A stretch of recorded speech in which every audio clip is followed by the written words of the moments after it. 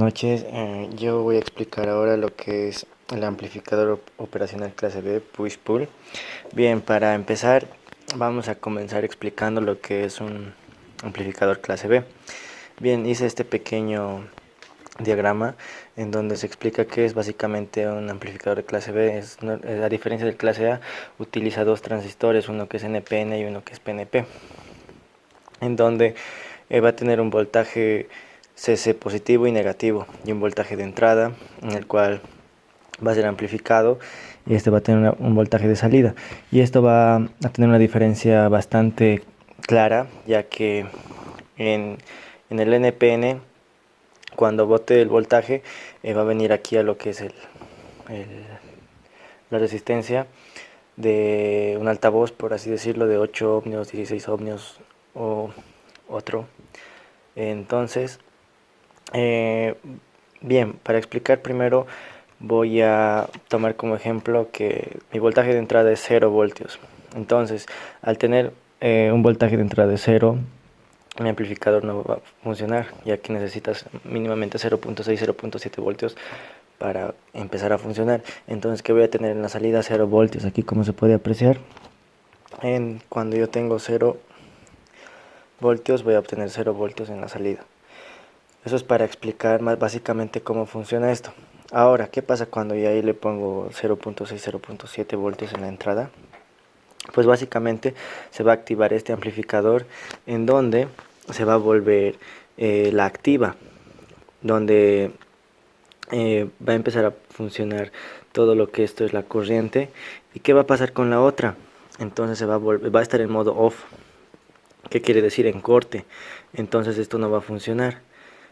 ¿Por qué? Porque ya tengo el NPN funcionando en un voltaje más positivo de 0.6, que es el mínimo que requiere para funcionar.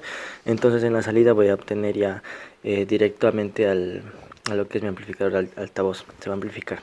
Bien, ahora, ¿qué va a pasar cuando este voltaje sea negativo?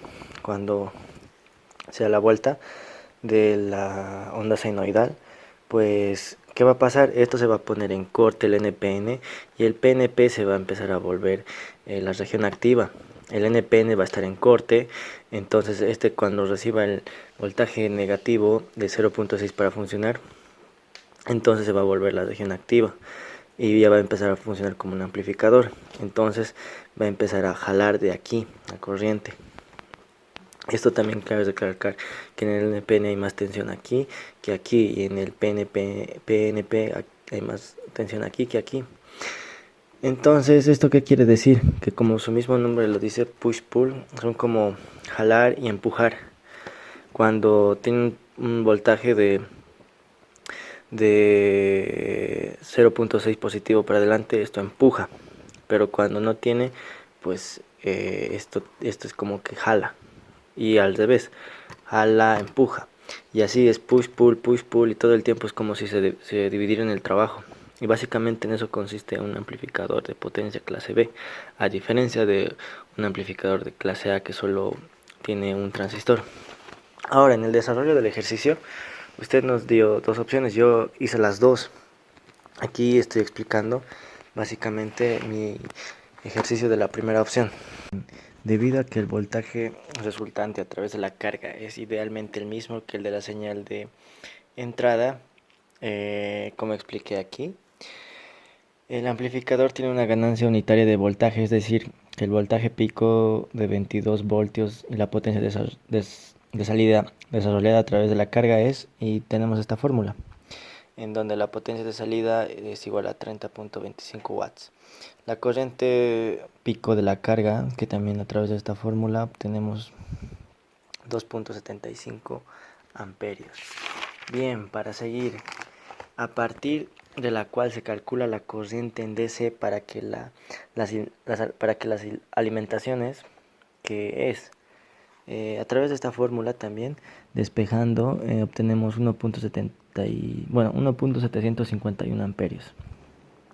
Por lo que la potencia proporcional al circuito esto es lo que queríamos hallar, también lo que es la potencia de entrada, que nos da 43.768 watts.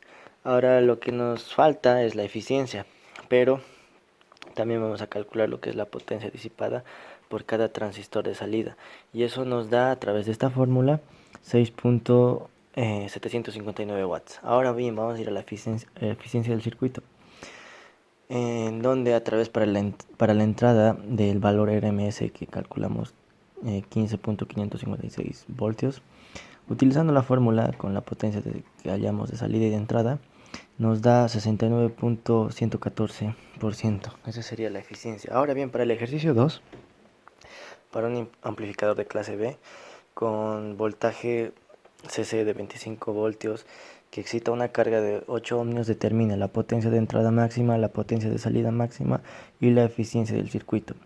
Bien, básicamente es lo mismo, pero ahora nos pide calcular lo que es la potencia máxima, potencia de salida máxima, de entrada, y también la eficiencia máxima, para lo cual recurrimos a las siguientes fórmulas.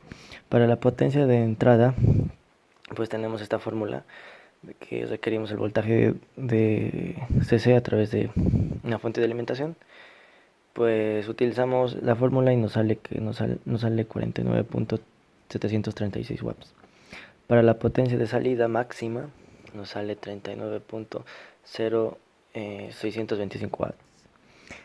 Bien, ahora se puede observar que la carga se logra, se puede observar que se logra la eficiencia máxima con esta fórmula, igual hallando lo que es la potencia de entrada y la potencia de salida máxima. Nos sale un valor de 78.54%.